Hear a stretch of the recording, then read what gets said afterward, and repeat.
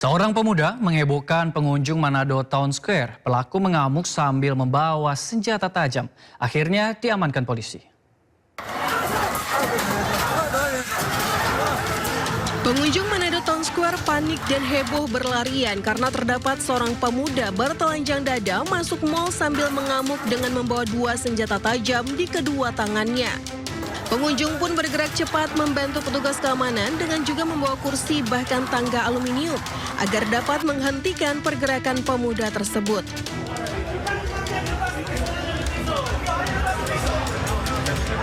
Petugas keamanan dan pengunjung berusaha menenangkan pemuda yang terus mengacungkan senjata tajamnya.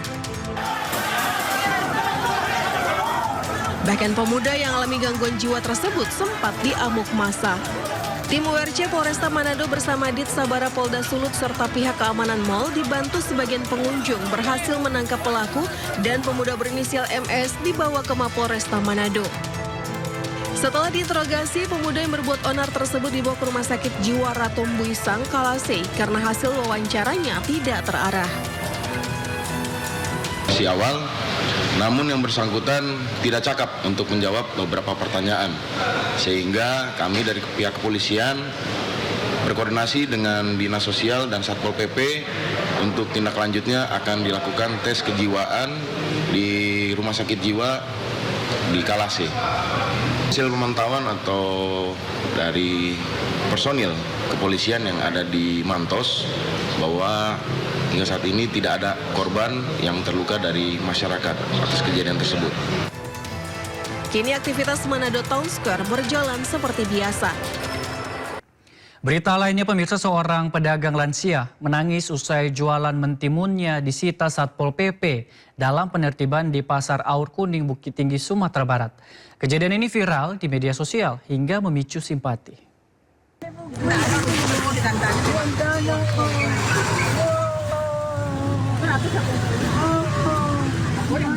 Nenek Upia hanya bisa menangis terseduh dan pasrah melihat dagangan berupa 13 bungkus mentimun diangkut paksa petugas Satuan Polisi Pamong Praja, Kota Bukit Tinggi di Pasar Aur Kuning. Mentimun yang dibawa Nenek Upia ini diamankan saat petugas menertibkan pedagang yang berjualan di bawah flyover terminal bus Simpang Aur.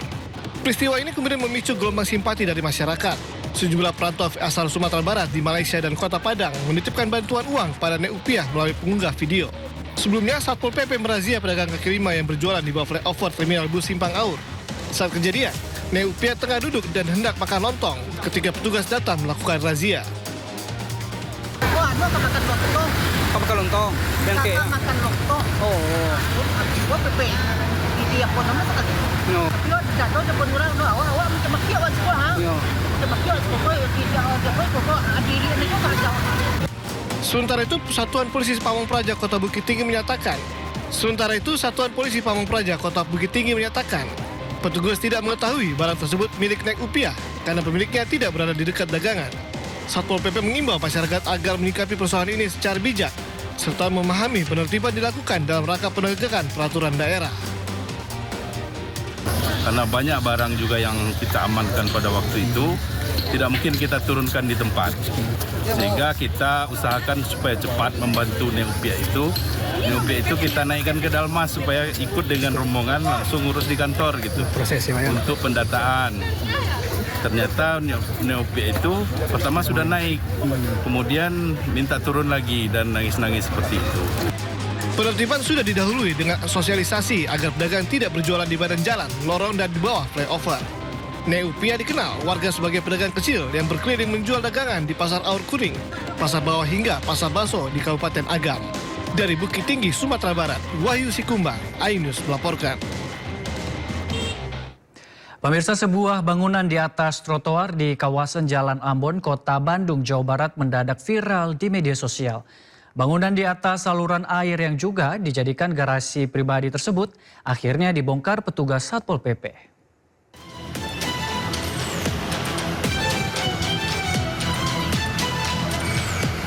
Bangunan di atas trotoar yang diduga dijadikan garasi pribadi di kawasan Jalan Ambon, Kota Bandung ini viral di media sosial dan memicu sorotan publik.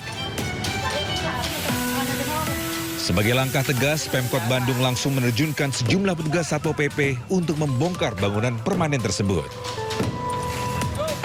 Pengen tahu gitu ya. Trotoar ini dibangun itu Agustus tahun lalu. Ini dibangun ini saya kira zaman Covid. Meski sempat mendapat pembelaan dari pemilik bangunan, namun petugas tetap meratakan bangunan tersebut. Pengurus RW setempat membantah bangunan itu sebagai garasi pribadi. Menurutnya, bangunan itu dibuat hasil swadaya warga untuk menyimpan kendaraan pengangkut sampah atau triseda milik lingkungan dan sudah mendapatkan izin dari pihak kelurahan hingga kecamatan setempat. Saya juga minta maaf sekali. Itu memang kesalahan saya. Ya toh, saya salah, betul. Tapi saya minta maaf dengan itu. Tujuan saya tidak ada saya memanfaatkan bagaimana, tidak. Saya hanya ingin pelayanan. Arahan langsung dari Pak Kasat maupun Pak Kasat mendapatkan dari Pak Wali Kota. Jadi kita melakukan pembongkaran. Tadinya kita melakukan sudah, sekarang pihak RW bongkar sendiri lah. Tapi ternyata kan juga minta waktu dan seterusnya. Kami juga tidak diberi banyak waktu begitu ya. Sehingga sekarang kami lakukan pembongkaran paksa.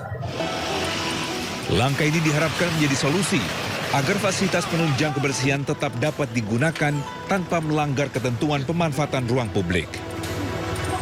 Dari Bandung, Jawa Barat, Billy Maulana Fingkran, iNews melaporkan. Pemirsa, kekerasan terhadap pekerja migran Indonesia kembali terjadi. Kali ini, seorang pekerja wanita dianiaya 4 majikan di Malaysia gara-gara dituduh telah membuat anak sang majikan terjatuh.